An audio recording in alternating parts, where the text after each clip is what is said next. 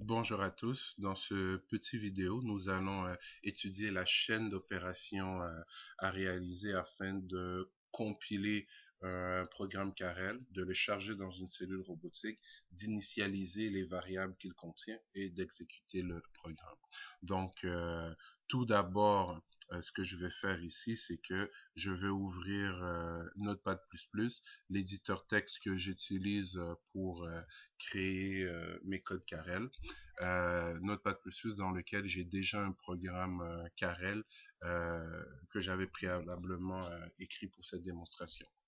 Donc, le programme ici, demo.txt, est un programme Carrel tout ce qu'il y a de plus simple qui permet de tracer un rectangle en utilisant deux variables de type position, donc des variables enregistrées, repos représentant une position de repos dans l'espace éloigné de notre table de travail, origine représentant le premier coin de notre rectangle sur la table de travail, largeur et longueur représentant des distances, finalement les côtés de notre rectangle, une routine d'initialisation qui permet de configurer par défaut les vitesses d'accélération, de décélération, les types de mouvements du robot, etc. Et la partie principale du programme qui contient toutes les instructions de mouvement qui nous permettent de tracer ce rectangle. Donc, un programme Carrel est en fait un programme texte, comme vous pouvez le voir ici par l'extension .txt. Par contre, pour le convertir en fichier binaire compréhensible par notre robot, un .pc, un programme compare, nous avons une étape intermédiaire à réaliser, qui est la suivante. Nous devons sauvegarder notre .text en .kl.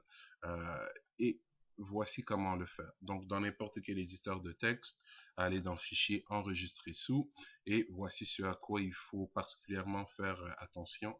La majorité des éditeurs de texte nous permettent de sauvegarder par défaut des .txt. Ce qui ne nous intéresse pas, nous voulons créer un .kl. Donc, le .kl n'étant pas une extension standard de Windows, vous ne le trouverez probablement pas dans votre liste d'options. Ce qu'il faut faire, c'est aller sur All Type ou tous les types. Et à ce moment-là, nous pouvons créer nous-mêmes notre .kl. Et voilà, notre .kl vient d'être créé. Si excusez-moi, notre .kl vient d'être créé. Donc, comme on peut le voir à l'écran, un .kl n'est en fait qu'un simple fichier texte auquel on a juste à poser l'extension .kl. Une fois que nous avons notre programme KL, voici ce qu'il faut faire. Donc, nous allons aller dans les programmes, dans les programmes FANUC et lancer l'utilitaire WinOLPC. WinOLPC est en fait le compilateur qui nous permet de convertir des fichiers .kl en .pc, des programmes compare, des fichiers binaires compréhensibles pour notre robot. Donc, comment devons-nous utiliser WinOLPC? C'est relativement simple. Voici l'icône qui nous intéresse, Carrel Translator. Donc, en cliquant sur cette icône, nous avons un explorateur Windows qui nous permet de pointer vers le fichier .kl que nous voulons convertir en .pc.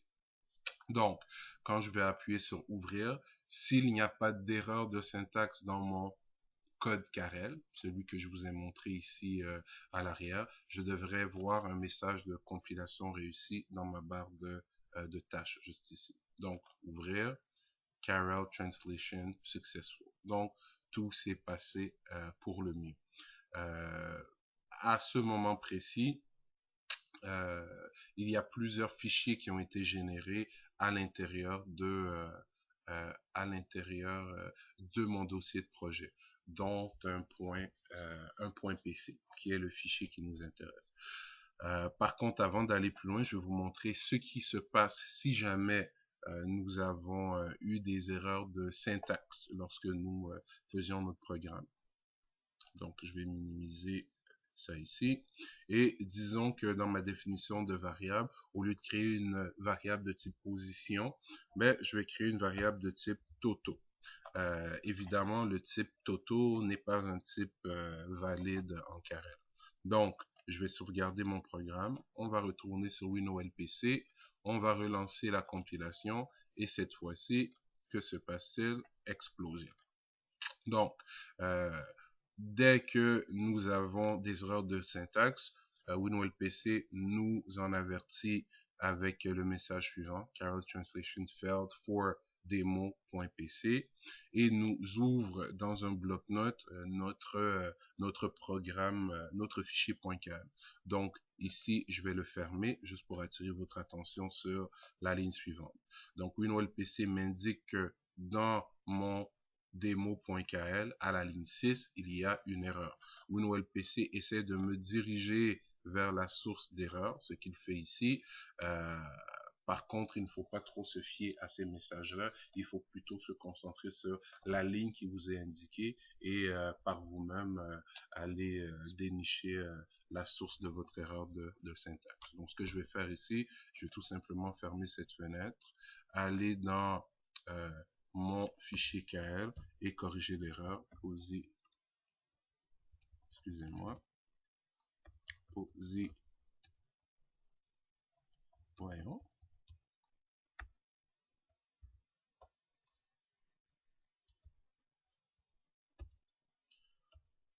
position, parfait. On va re-sauvegarder le tout, on va recompiler, .kl, ouvrir, et voilà, la conversion s'est faite correctement. Ce qui veut dire que dans mon fichier démo, dans lequel se trouvait mon fichier texte original que j'ai converti en .kl, suite à une compilation réussie, mais on a 4 nouveaux fichiers qui apparaissent à l'écran. Un démo.ls, un démo.out et un démo.pc et un démo.rs. Le démo.pc étant le fichier qui nous intéresse. Le démo.ls n'est qu'un fichier texte contenant notre code, Carel, mais aussi certaines informations supplémentaires du type la version du compilateur utilisée, etc., etc. Par contre, le démo.pc, comme je l'ai mentionné tout à l'heure, est un fichier binaire. Donc, il est tout à fait inutile pour vous de l'ouvrir puisque ce que vous verrez à l'intérieur est tout simplement incompréhensible. C'est un fichier réservé à notre contrôleur de robot. Donc, maintenant, nous allons voir comment utiliser, comment charger ce point PC à l'intérieur de notre cellule robotique, comment initialiser les variables qu'il contient à l'aide de notre Pendle et comment lancer l'exécution de ce programme. Donc, je vais fermer Notepad++ et je vais ouvrir ma cellule robotique. Voici. Donc, j'ai une cellule robotique contenant un robot M6i pour lequel on a déjà configuré le U-Frame et le U-Tool. Dans cette cellule, j'ai déjà une série de programmes qui sont chargés ici dans mon Pendle et ce sont les mêmes programmes qu'on voit ici dans mon arborescence de projet RoboGuide. Donc pour charger un point PC à l'intérieur de notre cellule ou tout simplement pour charger un programme à l'intérieur de notre cellule, on va sur Programme, bouton droit, Load Programme et on va ici pointer vers le dossier qui contient notre projet et plus précisément vers le point PC dans notre cas. Donc, on appuie sur ouvrir et automatiquement, on voit dans notre cellule qu'un démo.pc vient de s'y rajouter. Comment est-ce que je sais que ceci est un programme Carel, donc un point PC et non un programme en TPP, mais tout simplement grâce à la nature des icônes ici dans RoboGuide. Les programmes TPP étant représentés par des icônes de Pendle et les programmes Carel étant représentés par des icônes d'ordinateur. Puisqu'un programme Carel ne peut être créé que sur un ordinateur, alors qu'un programme TPP peut être créé à la fois sur un ordinateur et sur le Pendle. Dans le Pendle virtuel lui-même, tout comme dans le Pendle réel, les programmes en Carel sont représentés par l'extension PC, alors que les programmes en TPP n'ont pas de d'extension. Donc, ce que nous allons faire ici, c'est que nous allons charger, en mémoire notre programme démo en appuyant sur Enter. Donc, on voit ici, Demo is selected. Le programme démo est sélectionné. Contrairement à un programme TPP, si j'appuie sur Edit, Invalid Program is selected. Donc, si j'appuie sur Edit, je n'ai pas la possibilité de voir à l'écran le code Carel, alors que avec un programme TPP, j'aurai cette possibilité.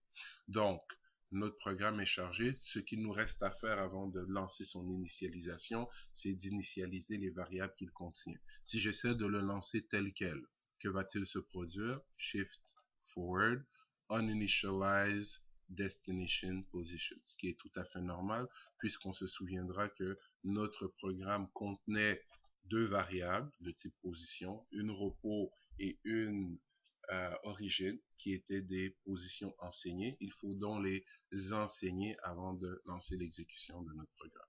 Donc, pour ce faire, nous allons dans Data et habituellement Data, Type, Carel Position, l'option 4, et nous allons tomber sur la page suivante où nous voyons nos deux variables qui se trouvaient dans notre code qui sont not recorded, donc non enseignées, non enregistrées.